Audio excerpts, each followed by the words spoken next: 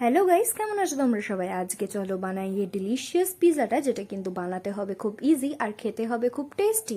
তোমরা তো সকলেই জানো শ্রাবণ মাসে কিন্তু অনেকেই সোমবার দিন ফল বা ভেজিটেরিয়ান খেয়ে থাকে।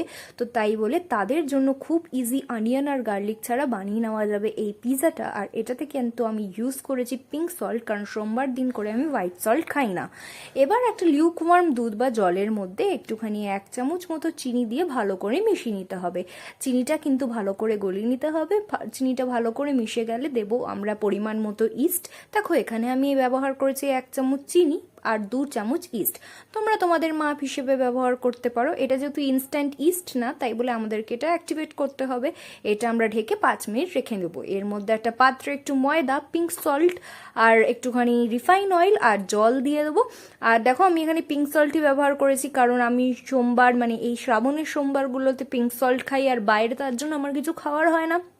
দেখো 5 মিনিটের পরেই কিন্তু ইস্টটা ভালো করে অ্যাক্টিভেট হয়ে গেছে। এবারে ময়দার মধ্যে ইস্টটা ঢেলে 2 ঘন্টার জন্য রেখে দিয়েছিলাম। দেখো ময়দাটা কিন্তু আমাদের প্রায়ই ডবল হয়ে গেছে। আমি যেহেতু একা খাবো তাই অল্প করেই আমি বানিয়েছি।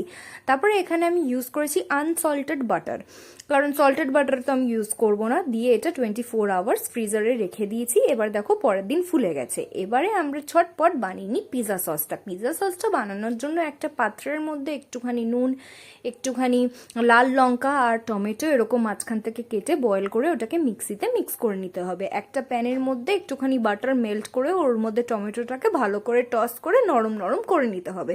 টমেটোটা নরম হয়ে গেলে ওই যে পিউরিটা আমরা বানিয়েছিলাম সেটা ভালো করে ঢেলে একটুখানি ফুটিয়ে নিতে হবে। লাল মির্চ মানে লাল chilli powder, red chilli powder আর আবার ওই পিঙ্ক সল্ট দিয়ে ভালো করে একটুখানি নাড়িয়ে নেব।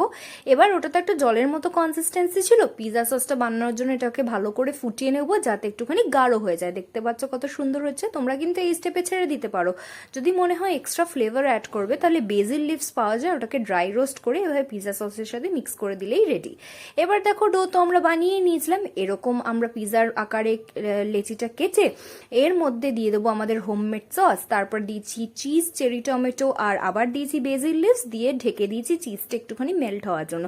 দেখো নিচটা 5 মিনিট মতো মিডিয়াম ফ্লেমে দিলেই কিন্তু ভালো করে কড়কড়ে হয়ে যাবে। এবার যতক্ষণ কড়কড়ে হয়ে গেল, কড়কড়ে হওয়ার পর আমি মাইক্রোওয়েভে দিয়েছি 2 মিনিটের জন্য। তোমরা কিন্তু 1.5 মিনিটের জন্য দিতে পারো। এবার দেখো কি সুন্দর থিন ক্রাস্টেড পিৎজা এসছে। দেখতেও কি টেম্পটিং লাগছে না? আর বানাতে কতক্ষণ লাগলো? খুবই কম সময়। তাহলে তোমরাও কিন্তু এটা বাড়িতে নিশ্চয়ই ট্রাই করো। সত্যি বলতে অনিয়ন গার্লিক ছাড়া যে পিৎজা খেতে এত ভালো হবে সেটা তো আমি ভাবতেই পারিনি। আর বাড়িতে বানানোর কিন্তু একটা অ্যাডভান্টেজ আছে, তোমরা তোমাদের টেস্ট বার্ডের মতো কিন্তু অ্যাডজাস্ট করে নিতে পারো। কারণ বাইরে তো রসুন পেঁয়াজ থাকবেই। তো তোমরা এই জ্যান পিৎজাটা এনজয় করো বানিয়ে। আর ভিডিওটি ভালো লেগে থাকলে like, share, subscribe and comment. Till then.